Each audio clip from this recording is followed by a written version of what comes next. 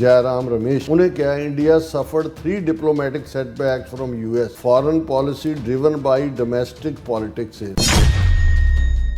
ਭਾਰਤ ਦੀ huge diplomatic setback ਨੇ ਜਿਹਦੇ ਥੱਲੇ ਇੰਡੀਆ ਔਰ ਪਾਕਿਸਤਾਨ ਜਿਹੜੇ ਡੀ-ਹਾਈਫਨੇਟ ਹੋ ਗਏ ਸੀ, ਇੰਡੀਆ ਸਪੈਸੀਫਿਕ ਅਮਰੀਕਾ ਦੀ ਪਾਲਿਸੀ ਸੀ, ਉਹਨਾਂ ਦੇ ਉੱਤੇ ਵਾਪਸ ਹਾਈਫਨ ਲੱਗ ਗਿਆ। ਉਹਨੇ ਕਿਹਾ ਕਿ ਵੀ ਅਸੀਂ ਇਹ ਪਾਕਿਸਤਾਨ ਨੂੰ ਸੈਂਟਰਲ ਕਮਾਂਡ ਦਾ ਸੈਂਟਕੋ ਦਾ ਜਨਰਲ ਫਿਨੋਮੀਨਲ ਪਾਰਟਨਰ ਕਹਿ ਰਿਹਾ ਕਾਊਂਟਰ ਟੈਰਰਿਜ਼ਮ ਦੇ ਲਈ, ਤੇ ਉਹਨਾਂ ਨੇ ਕਿਹਾ ਕਿ ਵੀ ਇਹ ਅਸੀਂ ਕਿੱਥੇ ਖੜੇ ਆ।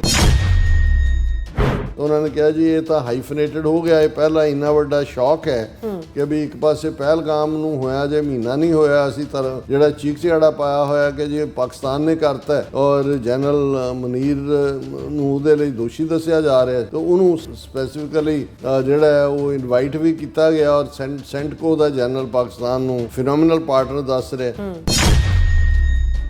ਉਹਨਾਂ ਨੇ ਕਿਹਾ ਕਿ ਵੀ ਇਹ ਆਸਮ ਮੁਨੀਰ ਜਿਹੜੇ ਨੇ ਇੰਨੀਆਂ ਭੜਕਾਊ ਤਕਰੀਰਾਂ ਦੂਜੀਆਂ ਕਰਦੇ ਰਹੇ ਨੇ ਇੰਡੀਆ ਦੇ ਖਿਲਾਫ ਔਰ ਇਹ 2 ਨੇਸ਼ਨ ਥਿਊਰੀ ਔਰ ਦੂਜਾ ਪਹਿਲਗਾਮ ਤੋਂ ਪਹਿਲਾਂ, ਲੇਕਿਨ ਉਹਨਾਂ ਨੂੰ ਇਨਵਾਈਟ ਕਰਨਾ ਇਹ ਤਾਂ ਸਾਡੇ ਲਈ ਦੂਸਰਾ ਵੱਡਾ ਸੈਟਬੈਕ ਹੈ। US ਸਟੇਟ ਡਿਪਾਰਟਮੈਂਟ ਦੇ ਸਪੋਕਸਪਰਸਨ ਅਗੇਨ ਐਂਡ ਅਗੇਨ ਇਹ ਕਹਿ ਰਹੇ ਨੇ ਕਿ ਜੀ ਪ੍ਰੈਜ਼ੀਡੈਂਟ ਡੋਨਲਡ ਟਰੰਪ ਜਿਹੜਾ ਹੈ ਉਹੀ ਰਿਸਪੌਂਸਿਬਲ ਨੇ ਪੀਸ ਕਰਵਾਉਣ ਦੇ ਲਈ, ਔਰ ਉਹਨਾਂ ਨੇ ਹੀ ਜਿਹੜਾ ਇੰਡੀਆ ਔਰ ਪਾਕਿਸਤਾਨ ਦੇ ਵਿੱਚ ਜਿਹੜੀ ਖਿੱਚੋਤਾਨ ਸੀ, 4 ਰੋਜ਼ਾ ਡਰੋਨ ਮਿਸਲ ਵਾਰ ਸੀ, ਜਿਹੜੀ ਟਰੰਪ ਦੇ ਕਹਿਣ ਮੁਤਾਬਕ ਮਿਲੀਅਨਸ ਮਰਨੇ ਸੀ, ਲੱਖਾਂ ਲੋਕ ਮਰਨੇ ਸੀ, ਉਹਨੂੰ ਸਟਾਪ ਕੀਤਾ। ਉਹਨੇ ਕਿਹਾ ਜੀ ਇਹ ਵੀ ਜਿਹੜਾ ਕਿੱਥੇ ਅਸੀਂ ਸਮਝਦੇ ਸੀ ਕਿ ਹੁਣ ਅਸੀਂ ਪਾਕਿਸਤਾਨ ਨਾਲ ਡੀ-ਹਾਈਫਨੇਟ ਹੋ ਗਏ ਹਾਂ।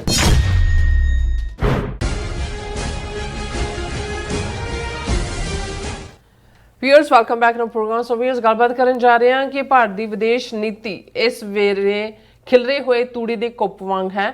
ਖਾਸ ਤੌਰ ਤੇ ਅਮਰੀਕਾ ਵੱਲੋਂ ਭਾਰਤ ਨੂੰ ਉੱਪਰੋਂ ਥੱਲੀ ਜਿਹੜੇ ਹੈ ਡਿਪਲੋਮੈਟਿਕ 3 ਝਟਕੇ ਦਿੱਤੇ ਗਏ ਨੇ, ਔਰ ਹੈਰਤ ਇਸ ਗੱਲ ਦੀ ਹੈ ਕਿ ਭਾਰਤੀ ਜਨਤਾ ਨੂੰ ਅਜੇ ਵੀ ਮੋਦੀ ਸਰਕਾਰ ਵੱਲੋਂ ਆਪਣੀ ਜਿੱਤ ਦਾ ਡੰਕਾ ਵਜਾ ਕੇ ਬੇਵਕੂਫ ਜਿਹੜਾ ਉਹ ਬਣਾਇਆ ਜਾ ਰਿਹਾ। ਸੋ ਇਸ ਬਾਰੇ ਆਪਾਂ ਗੱਲਬਾਤ ਕਰਨ ਜਾ ਰਹੇ ਹਾਂ। ਸੋ ਅਸੀਂ ਚਾਹਾਂਗੇ ਕਿ ਤੁਸੀਂ ਇਸੇ ਤਰ੍ਹਾਂ ਬਣੇ ਰਹਿਣਾ। ਦੇਖਣ ਸੁਣ ਲਈ ਐਂਡ ਲਿਖਣ ਲਈ ਤੁਹਾਡਾ ਸਭ ਦਾ ਬਹੁਤ ਬਹੁਤ ਧੰਨਵਾਦ ਜੀ। ਡਾਕਟਰ ਸਾਹਿਬ ਕੀ ਵਿਚਾਰਾਂ ਨੇ? ਦੇਖੋ, ਵੈਸੇ ਤਾਂ ਸਿਆਸਤ ਇੱਕ ਅਜੀਬੋ ਗਰੀਬ ਖੇਡ ਹੈ। ਉਹਦੇ 'ਚ ਕੌਣ ਦੋਸਤ ਕੌਣ ਦੁਸ਼ਮਣ ਇਹ ਹਰ ਪਲ ਬਦਲਦੇ ਰਹਿੰਦੇ ਨੇ। ਜਿਹੜੇ ਕੱਲ੍ਹ ਤੱਕ ਤੁਹਾਡੇ ਦੋਸਤ ਹੁੰਦੇ ਨੇ ਉਹ ਸਡਨਲੀ ਦੁਸ਼ਮਣ ਬਣ ਜਾਂਦੇ ਨੇ, ਔਰ ਜਿਹੜੇ ਤੁਹਾਡੇ ਦੁਸ਼ਮਣ ਹੁੰਦੇ ਨੇ ਉਹ ਤੁਹਾਡੇ ਵੱਲ ਦੋਸਤੀ ਦਾ ਹੱਥ ਵਧਾਉਂਦੇ ਨੇ। ਔਰ ਇਸ ਤੋਂ ਹੀ ਈਵਨ ਜਦੋਂ ਇਹ ਕਿਹਾ ਜਾਂਦਾ ਹੈ ਵੀ ਤੁਹਾਡਾ ਗੁਆਂਢੀ ਤੁਹਾਡਾ ਦੁਸ਼ਮਣ ਹੈ ਤੇ ਤੁਹਾਡੇ ਗੁਆਂਢੀ ਦਾ ਗੁਆਂਢੀ ਤੁਹਾਡਾ ਦੋਸਤ ਹੈ, ਕਿਉਂਕਿ ਤੁਹਾਡੇ ਗੁਆਂਢੀ ਦਾ ਗੁਆਂਢੀ ਉਹਦਾ ਦੁਸ਼ਮਣ ਹੈ, ਇਸ ਲਈ ਤੁਸੀਂ ਉਹਦੇ ਨਾਲ ਦੋਸਤੀ ਕਰਦੇ ਹੋ। ਔਰ ਜਿਸ ਤੇਜ਼ੀ ਨਾਲ ਨਿਊ ਵਰਲਡ ਆਰਡਰ ਦੀ ਗੱਲ ਜਦੋਂ ਹੁੰਦੀ ਹੈ ਕਿ ਸਾਰਾ ਕੁਝ ਬਦਲ ਰਿਹਾ ਹੈ, ਉਸ ਦੇ ਵਿੱਚ ਕੌਣ ਕਿੱਥੇ ਜਾ ਕੇ ਕਿਹਨੂੰ ਮਫਾਦ ਹੁੰਦਾ ਹੈ, ਕੌਣ ਕਿਹਨੂੰ ਵਰਤਦਾ ਹੈ ਔਰ ਕੌਣ ਕਿਹਨੂੰ ਵਰਤ ਕੇ ਡੰਪ ਕਰਦਾ ਹੈ, ਇਹ ਵੀ ਇੱਕ ਆਪਣੇ ਆਪ ਦੇ ਵਿੱਚ ਇੱਕ ਕਹਾਣੀ ਹੋਏਗੀ। ਬੀਤੇ ਤੋਂ ਅਸੀਂ ਕੁਛ ਨਾ ਕੁਛ ਦੇਖ ਸਕਦੇ ਹਾਂ, ਸਿੱਖ ਸਕਦੇ ਹਾਂ, ਉਸ ਤੋਂ ਅੰਦਾਜ਼ਾ ਲਾ ਸਕਦੇ ਹਾਂ ਕਿ ਸਿਚੁਏਸ਼ਨਸ ਕੀ ਹੋਣਗੀਆਂ, ਕਿੱਧਰ ਨੂੰ ਜਾਏਗਾ ਕੰਮ। ਲੇਕਿਨ ਭਾਰਤ ਦੇ ਮਾਮਲੇ ਦੇ ਵਿੱਚ ਇੱਕ ਗੱਲ ਬੜੀ ਸਪਸ਼ਟ ਹੈ ਕਿ ਵੀ ਜਿੰਨੀ ਬੁਰੀ ਤਰ੍ਹਾਂ ਉਹਨਾਂ ਦੀ ਵਿਦੇਸ਼ ਨੀਤੀ ਫੋਰਨ ਪਾਲਿਸੀ ਪਿੱਟੀ ਹੈ ਪਰ ਇੰਨੇ ਸ਼ਾਰਟ ਟਾਈਮ ਦੇ ਵਿੱਚ। ਇਹ ਤਾਂ ਠੀਕ ਹੈ ਕਿ ਇੱਕ ਜ਼ਮਾਨਾ ਸੀ ਜਦੋਂ ਪੋਸਟ ਸੈਕੰਡ ਵਰਲਡ ਵਾਰ ਨਵਾਂ ਵਰਲਡ ਆਰਡਰ ਬਣਿਆ, ਉਸ ਦੇ ਵਿੱਚ 2 ਗੁੱਟ ਬਣੇ ਜਿਹਨੂੰ ਜਿਹੜਾ ਕੋਲਡ ਵਾਰ ਈਰਾ ਕਹਿੰਦੇ ਨੇ, ਸ਼ੀਤ ਜੰਗ ਕਹਿੰਦੇ ਸੀ। ਇੱਕ ਪਾਸੇ ਸੋਵੀਅਤ ਯੂਨੀਅਨ ਦਾ ਬਲਾਕ ਸੀ ਜਿਹੜਾ ਜ਼ਾਹਰ ਹੈ ਕਮਿਊਨਿਜ਼ਮ ਔਰ ਸੋਸ਼ਲਿਜ਼ਮ ਵਾਲੇ ਖਾਤੇ 'ਚ ਸੀ, ਦੂਸਰੇ ਪਾਸੇ ਅਮਰੀਕੀ ਬਲਾਕ ਸੀ। ਅਮਰੀਕਾ ਨੇ ਹੀ ਸੋਵੀਅਤ ਯੂਨੀਅਨ ਨੂੰ ਬਲਾਕ ਕਰਨ ਲਈ ਨੈਟੋ ਬਣਾਈ, ਔਰ ਸੋਵੀਅਤ ਯੂਨੀਅਨ ਨੇ ਆਪਣੇ ਤੌਰ ਦੇ ਉੱਤੇ ਜਿੰਨਾ ਕੁ 70 ਤੋਂ ਜ਼ਿਆਦਾ ਮੁਲਕਾਂ ਦੇ ਵਿੱਚ ਉਹ ਮੂਵਮੈਂਟਸ ਜਿਹੜੀਆਂ ਕਮਿਊਨਿਸਟ ਮੂਵਮੈਂਟਸ ਜਾਂ ਸੋਸ਼ਲਿਸਟ ਮੂਵਮੈਂਟਸ ਸੀ ਉਹ ਖੜੀਆਂ ਕੀਤੀਆਂ। ਪ੍ਰੋਕਸੀ ਵਾਰਸ ਹੋਈਆਂ। ਹੁਣ ਇਹ ਜਿਹੜੀ ਵਿਤਨਾਮ ਹੋਏ, ਕੋਰੀਆ ਹੋਏ, ਕੰਬੋਡੀਆ ਹੋਏ, ਜਾਂ ਈਵਨ ਸਾਊਥ ਅਮਰੀਕਾ 'ਚ ਅਸੀਂ ਕਿਊਬਾ, ਵੈਨਜ਼ੂਏਲਾ, ਚਿਲੀ, ਇਹ ਸਾਰੇ ਵੀ ਦੇਖੀਏ ਤਾਂ ਤੁਹਾਨੂੰ ਨਜ਼ਰ ਆਏਗਾ ਵੀ ਇੱਕ ਧਿਰ ਦੇ ਪਿੱਛੇ ਅਮਰੀਕਾ ਖੜਾ, ਇੱਕ ਦੇ ਪਿੱਛੇ ਸੋਵੀਅਤ ਯੂਨੀਅਨ ਖੜਾ। ਹਥਿਆਰ ਵੀ ਦਿੱਤੇ ਜਾ ਰਹੇ ਨੇ, ਪੈਸੇ ਵੀ ਦਿੱਤੇ ਜਾ ਰਹੇ ਨੇ। ਫਿਰ ਰਿਜੀਮ ਚੇਂਜ, ਇਹ ਤਾਂ 1980 'ਚ ਅਮਰੀਕਨ ਕਾਂਗਰਸ ਨੇ CIA ਨੂੰ ਵਰਜਿਆ ਕਿ ਉਹ ਪੋਲੀਟੀਕਲ ਅਸੈਸੀਨੇਸ਼ਨ ਨਹੀਂ ਕਰ ਸਕਦੇ। ਨਹੀਂ ਤਾਂ ਕਿੰਨੇ ਹੈੱਡ ਜਿਹੜੇ ਨੇ ਸਟੇਟਾਂ ਦੇ ਜਾਂ ਕਿਤੇ ਤਾਂ ਕੂ ਹੁੰਦਾ ਸੀ ਵੀ ਤੁਸੀਂ ਵਿਦਰੋਹ ਕਰਵਾ ਦਿੱਤਾ, ਕਿਤੇ ਤੁਸੀਂ ਅਸੈਸੀਨੇਸ਼ਨ ਕਰਵਾ ਦਿੱਤੀ।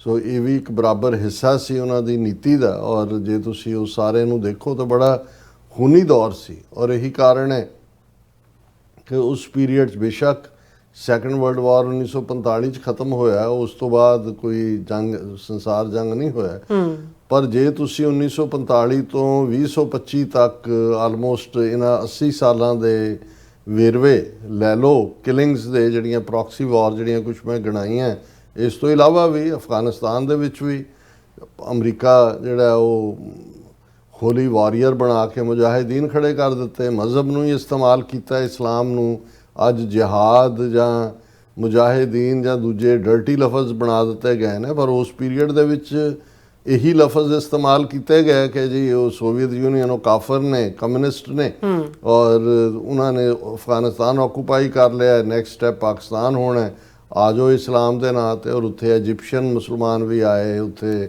ਚੈਚਨੀਅਨ ਵੀ ਆਏ, ਉੱਥੇ ਮੋਰੋਕਨ ਵੀ ਆਏ, ਉੱਥੇ ਸਾਊਦੀ ਅਰੇਬੀਅਨ ਵੀ ਆਏ। ਉਸ ਜ਼ਮਾਨੇ 'ਚ ਹੀ ਉਸਾਮਾ ਔਰ ਇਹ ਸਾਰੇ ਉੱਥੇ ਲੜਨ ਲਈ ਗਏ ਕਿ ਜੀ ਅਸੀਂ ਤਾਂ ਜਿਹਾਦ ਇਸਲਾਮ ਦੇ ਲਈ, ਜਿਹੜਾ ਜ਼ਾਹਰ ਹੈ ਜਿਹਾਦ ਦੇ ਮਤਲਬ ਟਾਈਮ ਟੂ ਟਾਈਮ ਵੱਖੋ ਵੱਖਰੇ ਜਿਹਨੂੰ ਸੂਟ ਕਰਦਾ ਉਵੇਂ ਬਣਾ ਲਿਆ ਜਾਂਦਾ।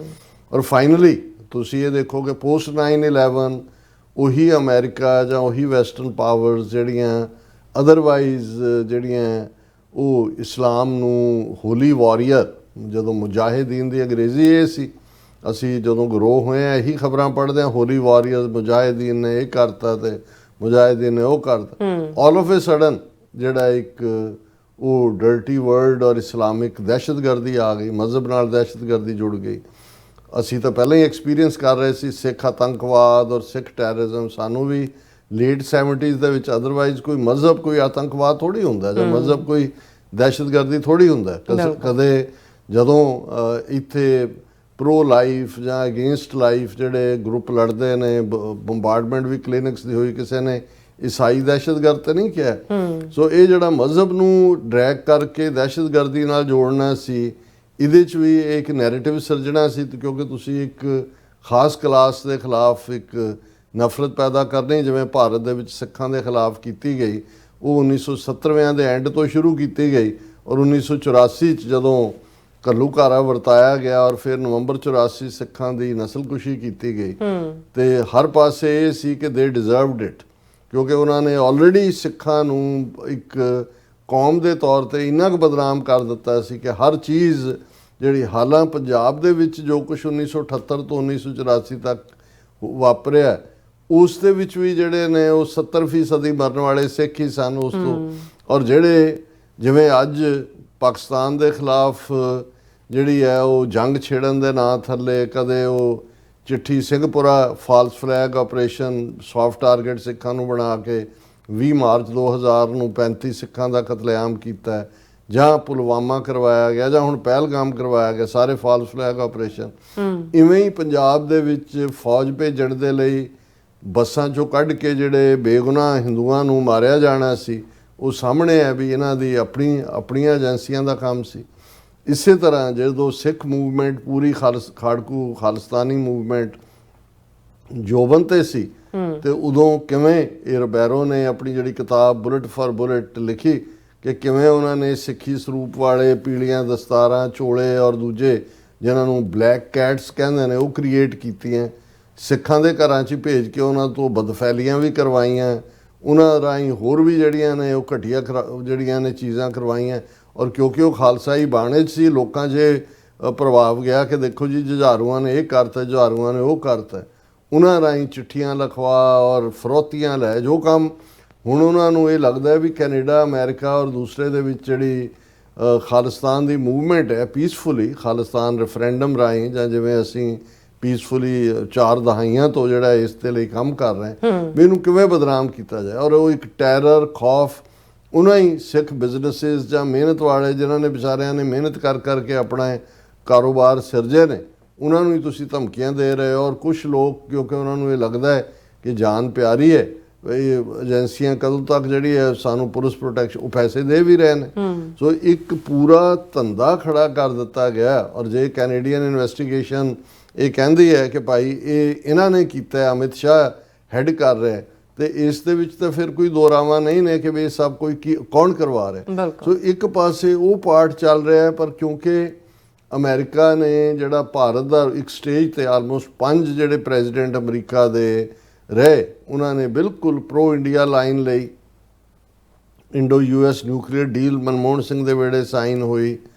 ਉਸ ਤੋਂ ਬਾਅਦ ਲਗਾਤਾਰਤਾ ਨਾਲ ਇੰਡੀਆ ਦੇ ਨਾਲ ਪਾਰਟਿਸਪੇਸ਼ਨ, ਇੰਡੋ ਪੈਸੀਫਿਕ, ਦੂਜਾ ਟਰੰਪ ਦੀ ਪਹਿਲੀ ਟਰਮ ਵੇਲੇ ਤਾਂ ਕੁਆਡ ਦੇ ਵਿੱਚ ਭਾਰਤ ਨੂੰ ਲਿਆਂਦਾ ਗਿਆ, ਜਿਹਦੇ 'ਚ ਆਸਟ੍ਰੇਲੀਆ, ਜਾਪਾਨ, ਇੰਡੀਆ ਔਰ ਅਮਰੀਕਾ ਸ਼ਾਮਲ ਸੀ। ਔਰ ਇਹ ਸਮਝਦੇ ਹਾਂ ਕਿ ਵੀ ਚਾਈਨਾ ਫਰਦਰ ਥ੍ਰੈਟ ਹੈ ਮਿਲੀਟੈਰਲੀ ਔਰ ਇਕਨੋਮਿਕਲੀ, ਇੰਡੀਆ ਨੂੰ ਐਜ਼ ਏ ਬੁਲਵਾਕ ਖੜਾ ਕਰਨ ਦੀ ਕੋਸ਼ਿਸ਼ ਰਹੀ। ਇਹੀ ਕਾਰਨ ਸੀ ਕਿ ਅਮਰੀਕਾ ਨੇ ਇੱਕ ਜ਼ਮਾਨੇ ਦੇ ਵਿੱਚ, ਭਾਵੇਂ ਪਾਕਿਸਤਾਨ ਪੂਰੀ ਤਰ੍ਹਾਂ ਅਮਰੀਕਨ ਬਲੌਕ 'ਚ ਸੀ 50ਵਿਆਂ ਦੇ ਵਿੱਚ ਵੀ 60ਵਿਆਂ ਦੇ ਵਿੱਚ ਵੀ, ਲੇਕਿਨ ਅਮਰੀਕਾ ਨੇ ਪੂਰੀ ਤਰ੍ਹਾਂ ਭਾਰਤ ਨੂੰ ਨਕਾਰਿਆ ਨਹੀਂ ਸੀ ਹੋਇਆ। ਉਹਦੇ ਬਾਰੇ ਅਕਸਰ ਜਦੋਂ ਫੋਰਨ ਪਾਲਿਸੀ ਦਾ ਜ਼ਿਕਰ ਹੁੰਦਾ ਸੀ ਤਾਂ ਹੁੰਦਾ ਸੀ ਹਾਈਫਨੇਟਡ, ਕਿ ਇੰਡੀਆ ਹਾਈਫਨ ਪਾਕਿਸਤਾਨ, ਕਿ ਜੇ ਪਾਕਿਸਤਾਨ ਨੂੰ ਕੋਈ ਇਕਵਿਪਮੈਂਟ ਦਿੱਤੀ ਹੈ ਜਾਂ ਵੇਚਿਆ ਕੋਈ ਸਟਫ, ਤੇ ਜੇ ਇੰਡੀਆ ਡਿਮਾਂਡ ਕਰੇ ਤਾਂ ਉਹਨੂੰ ਵੀ ਦੇ ਦਿੰਦੇ ਸੀ। ਔਰ ਇਹ ਪਾਰਟ ਸੋਵੀਅਤ ਯੂਨੀਅਨ ਨੇ ਨਹੀਂ ਸੀ ਰੱਖਿਆ ਹੋਇਆ। ਸੋਵੀਅਤ ਯੂਨੀਅਨ ਦੇ ਉੱਤੇ ਤਾਂ ਇੰਡੀਆ ਪੂਰੀ ਤਰ੍ਹਾਂ ਡਿਪੈਂਡੈਂਟ ਸੀ। ਸੋਵੀਅਤ ਯੂਨੀਅਨ ਪਾਕਿਸਤਾਨ ਤੋਂ ਅਲੱਗ ਥਲੱਗ ਸੀ, ਕਿਉਂਕਿ ਇੱਧਰ ਅਮਰੀਕਾ ਨੇ ਮੁਜਾਹਿਦੀਨ ਔਰ ਦੂਸਰੇ ਸੋਵੀਅਤ ਯੂਨੀਅਨ ਦੇ ਖਿਲਾਫ ਵੀ ਲੜਾਈ ਸੀ, ਕਿਉਂਕਿ ਉਹਨਾਂ ਨੇ ਜਿਹੜਾ ਉਹ ਅਫਗਾਨਿਸਤਾਨ ਆਕੂਪਾਈ ਕੀਤਾ ਔਰ ਦੂਸਰਾ ਕੀਤਾ। ਸੋ ਪਾਕਿਸਤਾਨ ਸਿੱਧਾ ਅਮਰੀਕਾ ਦੇ ਖਾਤੇ 'ਚ ਸੀ, ਲੇਕਿਨ ਭਾਰਤ ਦੋਨੋਂ ਪਾਸਿਓਂ ਉਧਰੋਂ ਕੋਲਡ ਵਾਰ ਦੇ ਵਿੱਚ ਹੋਣ ਕਰਕੇ, ਔਰ ਇੰਦਰਾ ਗਾਂਧੀ ਦਾ ਤੁਸੀਂ ਟਰੈਕ ਰੈਕਡ ਕੱਢ ਲਓ ਕਿ ਸੋਵੀਅਤ ਯੂਨੀਅਨ ਨੇ ਜਦੋਂ ਅਫਗਾਨਿਸਤਾਨ ਤੇ ਹਮਲਾ ਕੀਤਾ, ਇੰਡੀਆ ਨੇ ਸਪੋਰਟ ਕੀਤਾ ਸੀ ਸੋਵੀਅਤ ਯੂਨੀਅਨ ਨੂੰ। ਜਦੋਂ ਸੋਵੀਅਤ ਯੂਨੀਅਨ ਨੇ ਹੰਗਰੀ, ਚੈਕੋਸਲੋਵਾਕੀਆ ਦੇ ਵਿੱਚ ਫੌਜ ਭੇਜੀ, ਇੰਡੀਆ ਨੇ ਸਪੋਰਟ ਕੀਤਾ ਸੀ। ਲੇਕਿਨ ਇੱਕਦਮ ਜਦੋਂ 1999-90 ਤੱਕ ਪਹੁੰਚਦੇ ਆ, ਸੋਵੀਅਤ ਯੂਨੀਅਨ ਦਾ ਕਲੈਪਸ ਹੋਇਆ, ਉਸ ਦੇ 15 ਟੁਕੜੇ ਹੋਏ, ਔਰ ਇੰਡੀਆ ਨੂੰ ਇਹ ਲੱਗਾ ਕਿ ਬਈ ਹੁਣ ਤਾਂ ਜਿਹੜਾ ਉਹ ਬਦਲ ਗਿਆ ਮਾਹੌਲ। ਔਰ ਉਹਦੇ 'ਚ ਕਿਵੇਂ ਅਮਰੀਕਾ ਨੇ, ਕਿਉਂਕਿ ਜਦੋਂ ਮੈਂ ਕਿਹਾ ਵੀ ਕੌਣ ਦੁਸ਼ਮਣ ਕੌਣ ਯਾਰ ਹੈ, ਅੱਜ ਕੌਣ ਹੈ ਕੱਲ ਕੌਣ ਹੈ, ਉਹੀ ਪਾਕਿਸਤਾਨ ਜਿਹੜਾ ਬਗਦਾਦ ਪੈਕਟ ਦਾ ਹਿੱਸਾ ਵੀ ਸੀ, ਜਿਹੜਾ ਅਮਰੀਕਾ ਦੇ ਨਾਲ ਕੋਲਡ ਵਾਰ ਈਰਾ ਦੇ ਵੇਲੇ ਵੀ ਰਿਹਾ, ਜਿਹਨੇ ਜਿਹੜੀ ਹੈ ਉਹ ਮੁਜਾਹਿਦੀਨ ਦੇ ਨਾਂ ਥੱਲੇ ਜਿਹੜਾ ਉਹ ਜੰਗ ਵੀ ਸੋਵੀਅਤ ਯੂਨੀਅਨ ਦੇ ਖਿਲਾਫ ਲੜ ਕੇ ਉਹਨੂੰ ਡਿਫੀਟ ਕੀਤਾ। ਪੋਸਟ 9/11 ਅਸੀਂ ਦੇਖਦੇ ਹਾਂ ਕਿ ਅਮਰੀਕਾ ਨੇ ਡੀ-ਹਾਈਫਨੇਟ ਕਰ ਦਿੱਤੀ ਪਾਲਿਸੀ, ਕਿ ਵੀ ਉਹਨਾਂ ਨੇ ਬਿਲਕੁਲ ਇੰਡੀਆ ਨੂੰ ਮੋਰ ਇੰਪੋਰਟੈਂਟ ਪਾਰਟਨਰ, ਦੂਜੇ ਤੀਜੇ ਤੇ ਪਾਕਿਸਤਾਨ ਦੇ ਜਿਹੜੇ ਸਕਰੂ ਨੇ ਉਹ ਕੱਸਣੇ ਸ਼ੁਰੂ ਕਰ ਦਿੱਤੇ। ਨਤੀਜੇ ਦੇ ਤੌਰ ਤੇ ਅਸੀਂ ਦੇਖਦੇ ਹਾਂ ਕਿ ਪਾਕਿਸਤਾਨ ਦਾ ਝੁਕਾਅ ਫਿਰ ਚੀਨ ਦੇ ਵੱਲ ਹੁੰਦਾ ਚਲਾ ਗਿਆ। ਔਰ ਅੱਜ ਵੈਪਨ ਵਾਈਜ਼ ਦੇਖੀਏ ਤੇ ਇੰਡੀਆ ਦਾ ਜੋ ਪਿੱਛੇ ਡੀਟੇਲਸ ਆਈਆਂ ਇਹ 4 ਰੋਜ਼ਾ ਮਿਸਾਈਲ ਡਰੋਨ ਜੰਗ ਤੋਂ ਬਾਅਦ, ਕਿ ਵੀ ਆਲਮੋਸਟ ਰਸ਼ੀਆ ਤੋਂ ਜਿਹੜੇ ਹੁਣ ਇਕਵਿਪਮੈਂਟ ਇੰਡੀਆ ਬਾਏ ਕਰਦਾ ਉਹ 32-33% ਵੈਪਨ ਹੀ ਨੇ। ਇਜ਼ਰਾਈਲ ਵਿੱਚ ਜੰਪ ਕਰ ਗਿਆ। ਔਰ ਇਸ ਗੱਲ ਦਾ ਧਿਆਨ ਰਹੇ, ਬਹੁਤ ਸਾਰੀ ਨੀਤੀ ਜੋ ਕਸ਼ਮੀਰ 'ਚ ਪੰਜਾਬ ਦੇ ਵਿੱਚ ਮੋਦੀ ਸਰਕਾਰ ਲਾਗੂ ਕਰ ਰਹੀ ਹੈ, ਉਹ ਇਜ਼ਰਾਈਲ ਮਾਡਲ ਹੈ ਜੋ ਵੈਸਟ ਬੈਂਕ ਔਰ ਗਜ਼ਾ ਦੇ ਵਿੱਚ ਉਹ ਫਲਸਤੀਨੀਆਂ ਨਾਲ ਕਰ ਰਹੇ ਨੇ। ਔਰ ਐਵੇਂ ਨਹੀਂ, ਜਿਹੜਾ ਉਹਨਾਂ ਦਾ ਸਪਾਈ ਮਾਲਵੇਅਰ ਪੈਗਾਸਸ, ਜਿਹਨੂੰ ਜਿਹੜਾ ਸਰਕਾਰੀ ਲੈਵਲ ਦੇ ਉੱਤੇ ਜੇ ਵੇਚਿਆ ਮੋਸਾਦ ਨੇ ਤੇ ਇੰਡੀਆ ਨੂੰ ਵੇਚਿਆ, ਜਿਹਦੇ ਥੱਲੇ ਤੁਹਾਡੇ ਕੰਪਿਊਟਰਾਂ 'ਚ ਹੀ ਵੜ ਜਾਂਦੇ ਨੇ ਇਹ ਸਾਰਾ, ਕਿਉਂਕਿ ਉਹ ਮਾਡਲ ਵੀ ਫੋਲੋ ਕਰ ਰਹੇ ਨੇ, ਹਥਿਆਰ ਵੀ ਜਿਹੜਾ ਇਜ਼ਰਾਈਲ ਤੋਂ $3-4 ਬਿਲੀਅਨ ਦੇ ਤੋਂ ਜ਼ਿਆਦਾ ਹਥਿਆਰ ਬਾਏ ਕਰਨੇ ਸ਼ੁਰੂ ਕਰ ਦਿੱਤੇ। ਔਰ ਪਾਕਿਸਤਾਨ ਦੇ ਲਈ ਜਿਹੜਾ ਉਹ ਇਸ ਵੇਲੇ 80% ਦੇ ਕਰੀਬ ਵੈਪਨ ਜਿਹੜੇ ਨੇ ਉਹ ਪਾਕਿਸਤਾਨ ਚੀਨ ਤੋਂ ਲੈ ਰਿਹਾ। ਹੁਣ ਇਹ ਸਾਰਾ ਜਿਹੜਾ ਇਨਬੈਲੈਂਸ ਹੋ ਰਿਹਾ, ਐਂ ਲੱਗਦਾ ਸੀ ਵੀ ਇੰਡੀਆ ਔਰ ਅਮਰੀਕਾ ਬਿਲਕੁਲ ਇਵੇਂ ਹੀ ਬਣਦੇ ਚਲੇ ਜਾ ਰਹੇ ਨੇ ਜਿਵੇਂ ਕਿਸੇ ਜ਼ਮਾਨੇ 'ਚ ਅਮਰੀਕਾ ਕੈਨੇਡਾ ਹੁੰਦਾ ਸੀ। ਲੇਕਿਨ ਐਸਾ ਇਨਰ ਇੱਕ ਝਟਕਾ ਭਾਰਤ ਦੇ ਲਈ ਵੀ, ਔਰ ਜਿਹੜੇ ਲੋਕ ਵਿਦੇਸ਼ ਨੀਤੀ ਨੂੰ ਸਮਝਣਾ ਚਾਹੁੰਦੇ ਨੇ ਉਹਨਾਂ ਲਈ ਸੀ ਕਿ ਉਹੀ ਟਰੰਪ ਜਿਹੜੇ ਆਈ ਲਾਈਕ ਹਿੰਦੂ, ਔਰ ਉਹਨਾਂ ਦਾ ਵੀ ਫੇਵਰੇਟ ਟਰੰਪ, ਅਬ ਕੀ ਬਾਰ ਟਰੰਪ ਸਰਕਾਰ, ਜਦੋਂ ਹੀ ਟਰੰਪ ਨੇ ਇਸ ਜਨਵਰੀ ਦੇ ਵਿੱਚ ਸਹੁੰ ਚੁੱਕੀ, ਉਸ ਤੋਂ ਬਾਅਦ ਜਿਹੜਾ ਇੰਡੀਆ ਪ੍ਰਤੀ ਰਵੱਈਆ ਇਹਨਾਂ ਲਗਭਗ ਅਜੇ ਤਾਂ 6 ਮਹੀਨੇ ਵੀ ਪੂਰੇ ਨਹੀਂ ਹੋਏ ਔਰ ਆਲਮੋਸਟ ਹੋ ਗਏ ਨੇ ਇਸ ਜੂਨ ਐਂਡ ਤੱਕ, ਭਾਰਤ ਪ੍ਰਤੀ ਜਿਹੜਾ ਉਸ ਦਾ ਰਵੱਈਆ ਅਮਰੀਕਾ ਦਾ ਇੱਕ ਤੋਂ ਬਾਅਦ ਇੱਕ ਝਟਕਾ। ਕੱਲ੍ਹ ਜਦੋਂ ਅਸੀਂ ਜ਼ਿਕਰ ਕੀਤਾ ਕਿ ਵੀ ਇੱਧਰ ਬੇਸ਼ੱਕ ਮੋਦੀ ਨੂੰ ਇਨਵਾਈਟ G7 ਦਾ ਮਿਲ ਗਿਆ ਕਿਵੇਂ ਤਰਲੇ ਮਿੰਤਾਂ ਕਰਕੇ, ਪਰ ਉਸ ਤੋਂ ਠੀਕ 24 ਘੰਟੇ ਪਹਿਲਾਂ ਪਾਕਿਸਤਾਨ ਦੇ ਫੌਜੀ ਮੁਖੀ ਨੂੰ ਅਮਰੀਕਾ ਹੋਸਟ ਕਰ ਰਿਹਾ ਹੈ।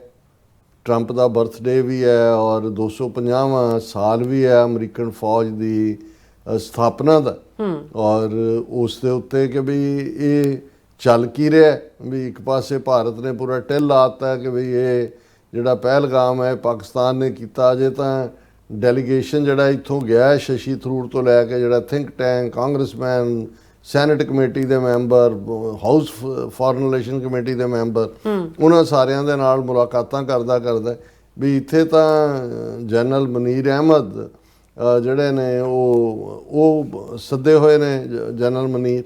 ਹੁਣ ਇਹਨਾਂ ਸਾਰਿਆਂ ਦੇ ਚੱਲਦੇ ਆ ਇੱਕ ਪਾਸੇ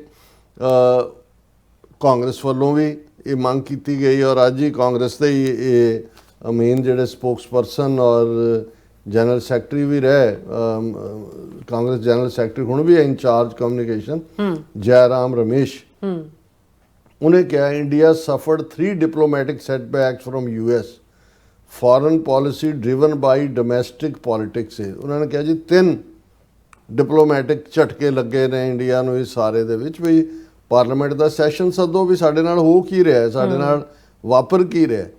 ਔਰ ਇਹਦੇ 'ਚ ਜੇ ਉਹਦੇ ਹੀ ਜੈ ਰਮੇਸ਼ ਦੇ ਹੀ ਮੈਂ ਗਿਣਾਵਾਂ, ਅਸੀਂ ਹਾਲਾਂਕਿ ਟਾਈਮ ਟੂ ਟਾਈਮ ਜ਼ਿਕਰ ਕਰਦੇ ਸੋ ਉਸਨੇ ਕਿਹਾ ਵੀ ਇਹ ਭਾਰਤ ਦੀ ਹਿਊਜ ਡਿਪਲੋਮੈਟਿਕ ਸੈਟਬੈਕ ਨੇ ਜਿਹਦੇ ਥੱਲੇ ਇੰਡੀਆ ਔਰ ਪਾਕਿਸਤਾਨ ਜਿਹੜੇ ਡੀ-ਹਾਈਫਨੇਟ ਹੋ ਗਏ ਸੀ, ਇੰਡੀਆ ਸਪੈਸੀਫਿਕ ਅਮਰੀਕਾ ਦੀ ਪਾਲਿਸੀ ਸੀ, ਉਹਨਾਂ ਦੇ ਉੱਤੇ ਵਾਪਸ ਹਾਈਫਨ ਲੱਗ ਗਿਆ ਕਿ ਵੀ ਵਾਪਸ ਉਹਦੇ 'ਚ ਜੋੜ ਦਿੱਤਾ ਗਿਆ।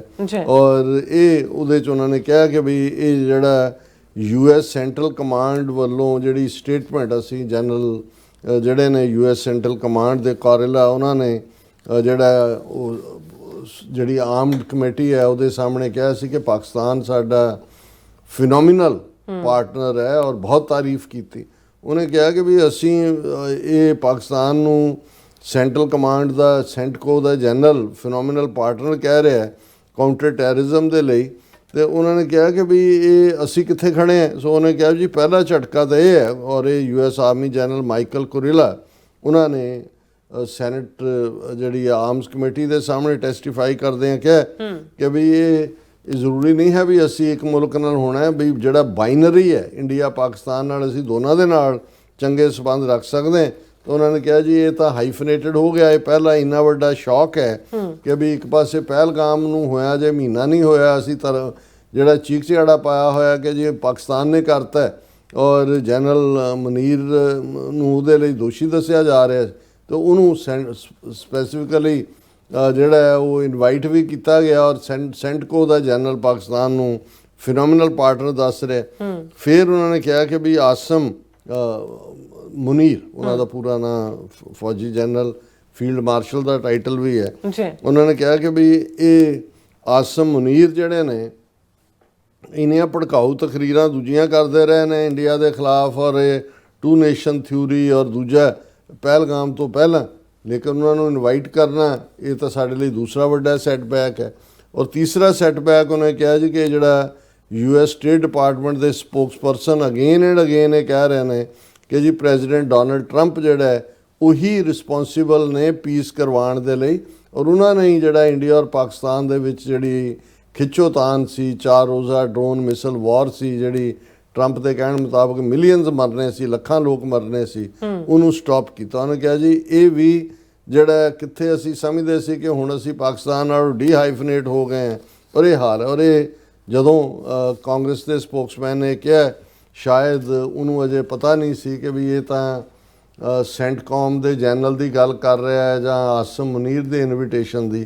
ਇੱਕ ਬਹੁਤ ਇੰਪੋਰਟੈਂਟ ਉਹਦਾ ਜਿਹੜਾ ਭਾਰਤੀ ਮੂਲ ਦੇ ਬੰਦੇ ਨੂੰ ਟਰੰਪ ਨੇ ਦਿੱਤਾ ਹੈ, ਹੈਵੀ ਪੰਜਾਬੀ ਹਿੰਦੂ ਹੈ, ਪਾਲ ਕਪੂਰ।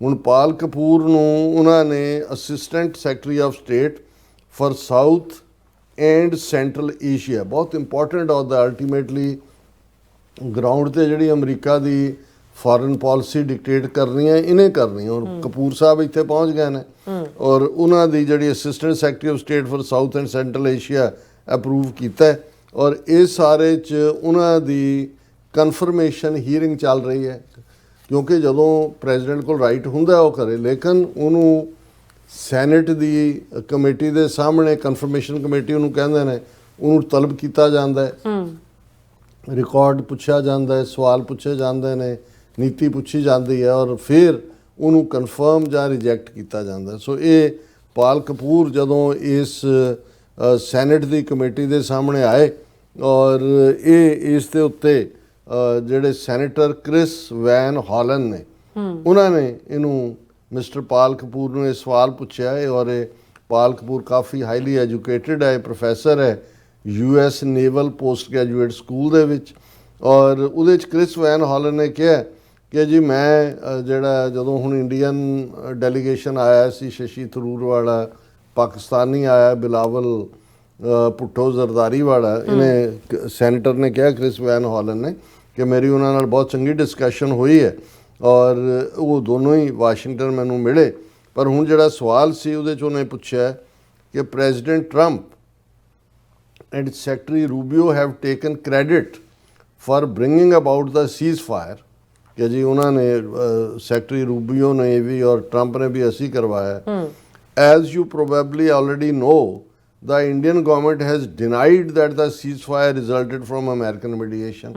ਇਹਨਾਂ ਨੇ ਕ੍ਰੈਡਿਟ ਲਿਆ ਔਰ ਇੰਡੀਅਨ ਗਵਰਨਮੈਂਟ ਡਿਨਾਈਲ ਚ ਹੈ ਕਿ ਵੀ ਇਹਨਾਂ ਨੇ ਕੋਈ, but regardless there is a fragile ceasefire in place, ਕਿ ਅਜੇ ਜਿਹੜਾ ਸੀਜ਼ਫਾਇਰ ਆ ਉਹ ਬੜਾ ਕੱਚਾ ਜਿਹਾ, ਪੇਤਲਾ ਜਿਹਾ।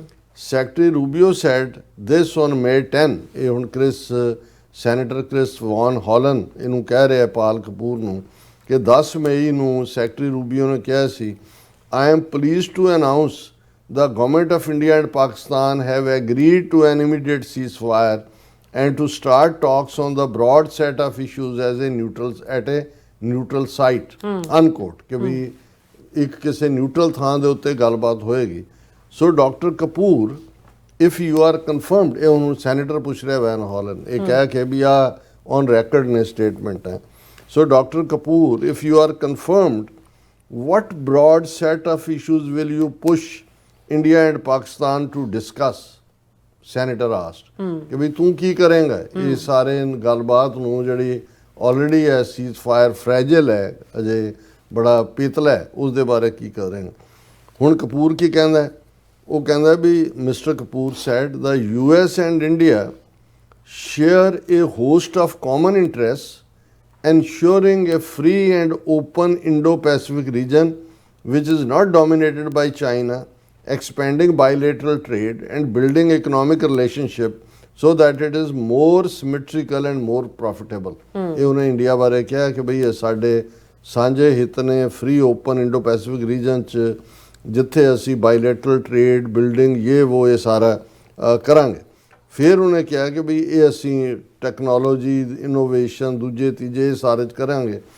ਫਿਰ ਉਹ ਪਾਕਿਸਤਾਨ ਬਾਰੇ ਕਹਿੰਦਾ, ਇਹਦੇ ਤੋਂ ਹਾਈਫਨੇਟਡ ਦੀ ਗੱਲ ਜਿਹੜੀ ਕਾਂਗਰਸ ਨੇ ਕਹੀ ਹੈ, on Pakistan if confirmed I will pursue security cooperation where it is beneficial to US interests, ਕਿ ਅਸੀਂ ਸਿਕਿਉਰਿਟੀ ਕੋਆਪਰੇਸ਼ਨ ਕਰਾਂਗੇ ਪਾਕਿਸਤਾਨ ਨਾਲ ਕਿਉਂਕਿ ਅਮਰੀਕਨ ਹਿੱਤੇ ਦੇ ਨਾਲ ਜੁੜੇ ਹੋਏ ਨੇ, while seeking opportunities for bilateral collaboration in trade and investment, ਕਿ ਪਾਕਿਸਤਾਨ ਦੇ ਨਾਲ ਅਸੀਂ ਵਪਾਰ ਵੀ ਕਰਾਂਗੇ ਔਰ ਇਨਵੈਸਟਮੈਂਟ ਵੀ ਕਰਾਂਗੇ ਔਰ ਸਿਕਿਉਰਿਟੀ ਕੋਆਪਰੇਸ਼ਨ ਵੀ ਹੋਏਗੀ। ਔਰ ਉਹਦੇ 'ਚ ਜਦੋਂ ਉਹਨਾਂ ਨੂੰ ਇਹ ਸਾਰੇ ਦੇ ਉੱਤੇ ਫਿਰ ਉਹਨੇ ਕਿਹਾ south Asia recently avoided a costly conflict with Vice President Vance and Secretary Rubio intensely engaged on the issue. If confirmed, I will continue to promote long-standing US security interests with India and Pakistan through the pursuit of peace and stability and the fight against terror। ਉਹਨੇ ਕਿਹਾ ਜੀ ਹੁਣ ਜਿਹੜਾ ਹੋਇਆ ਇਹ Rubio secretary of state ਔਰ vice president ਵੈਂਸ, ਜਿਹਨੂੰ Trump ਨੇ ਕਿਹਾ ਸੀ, ਮੈਂ ਕਿਹਾ ਵੀ ਗੱਲਬਾਤ ਉਹਦੇ ਰਾਹੀਂ ਇਹ ਪੀਸ ਹੋਈ ਔਰ ਮੈਂ ਜੇ ਮੈਨੂੰ ਤੁਸੀਂ ਕਨਫਰਮ ਕਰ ਦਿੱਤਾ ਔਰ ਇਹ ਜਿਵੇਂ ਮੈਂ ਕਿਹਾ ਕਿ ਪਾਲ ਕਪੂਰ ਜਿਸ ਅਹੁਦੇ 'ਤੇ ਹੋਏਗਾ ਇਹ ਹੈ assistant secretary of state for south and central Asia. ਹੁਣ ਇਹ ਜਦੋਂ ਸਾਊਥ ਏਸ਼ੀਆ ਅਸੀਂ ਕਹਿੰਦੇ ਹਾਂ ਫਿਰ ਇਸ ਦੇ ਉੱਤੇ ਉਹਨੇ ਸਾਊਥ ਏਸ਼ੀਆ ਦੇ ਵਿੱਚ ਸ੍ਰੀਲੰਕਾ, ਬੰਗਲਾਦੇਸ਼, ਨੇਪਾਲ, ਮਾਲਦੀਵਸ, ਭੂਟਾਨ, ਇਹਨਾਂ ਦਾ ਵੀ ਉਹਨੇ ਜ਼ਿਕਰ ਕੀਤਾ ਕਿ ਵੀ ਅਸੀਂ ਉੱਥੇ ਵੀ ਜਿਹੜੇ ਚੰਗੇ ਸੰਬੰਧ ਬਣਾਵਾਂਗੇ। ਸੋ ਅਸੀਂ ਸਮਝਦੇ ਹਾਂ ਕਿ ਵੀ ਹੁਣ ਇਸ ਸਾਰੇ ਨੂੰ ਇੱਕ ਪਾਸੇ ਹਕੀਕਤ ਇਹ ਹੈ, ਪਰ ਤੁਸੀਂ ਦੂसरे पासे देखोगे डंका की बजाया जा रहा है। मोदी जी ने सिंदूर ऑपरेशन से पाकिस्तान की को नानी याद करवा दी, अब दोबारा वो सिर नहीं उठाएंगे। नाल दी नाले क्या हमारी फौज उसकी बहादुरी, और फिर कह रहे ने साडे डोमैसटिक हथियार उन्होंने दुनिया 'ਚ डंका बजा दिता है। दस्या भी इंडिया ਦੇ ਵੀ ਹੁਣ ਤੁਸੀਂ ਕੀ ਕਰੋਗੇ ਕਿ ਇਹ ਕਿਸੇ ਕਿਤੇ ਤਾਂ ਜਾ ਕੇ ਇੱਕ ਤਾਂ ਹੁੰਦਾ ਨਾ ਵੀ ਕਿਸੇ ਨੂੰ ਤੁਸੀਂ ਉਹਦਾ ਤੁਸੀਂ ਇੱਕ ਝੂਠ ਬੋਲਦੇ ਹੋ, ਇੱਕ ਝੂਠ ਪੜ੍ਹਦੇ ਹੋ, ਦੂਜਾ ਜਿੱਥੇ ਹੋਈ ਝੂਠਮ ਝੂਠ ਤੇ ਹੁਣ ਫਿਰ ਸੱਚੋ ਸੱਚ ਅਸੀਂ ਝੂਠਮ ਝੂਠ ਨੂੰ ਕੀ ਕਹਿ ਸਕਦੇ ਹਾਂ ਅਦਰ ਦੈਨ ਕਿ ਜੀ ਤੁਹਾਡੇ ਸਿਰ 'ਚ 7 ਚੁੱਲ੍ਹਿਆਂ ਦੀ ਸਵਾਹ। ਕੁਛ ਤਾਂ ਜਿਹੜਾ ਉਹ ਸ਼ਰਮ ਕਰੋ ਕਿ ਵੀ ਤੁਸੀਂ ਦੇਖ ਕੇ ਝੂਠ ਬੋਲੋ, ਘੱਟ ਝੂਠ ਬੋਲੋ, ਜ਼ਿਆਦਾ ਨਾ ਬੋਲੋ। ਨਹੀਂ ਮਤਲਬ ਚਲੋ ਝੂਠ ਦੇ ਉੱਤੇ ਸੱਚ ਦਾ ਲੇਬਲ ਤਾਂ ਨਾ ਤੁਸੀਂ ਕਹੋ ਜੀ ਝੂਠ ਕੀ ਦੁਕਾਨ ਮਿੱਠਾ ਪਕਵਾਨ। ਸਹੀ ਗੱਲ ਹੈ। ਸੋ ਇੱਥੇ ਲੈਣਾ ਬ੍ਰੇਕ। ਵਿਊਅਰਸ ਤੁਸੀਂ ਇਸੇ ਤਰ੍ਹਾਂ ਬੜੇ ਰਹਿਣਾ, ਮਿਲਦੇ ਹਾਂ ਛੋਟੇ ਜਿਹੇ ਬ੍ਰੇਕ ਤੋਂ ਬਾਅਦ।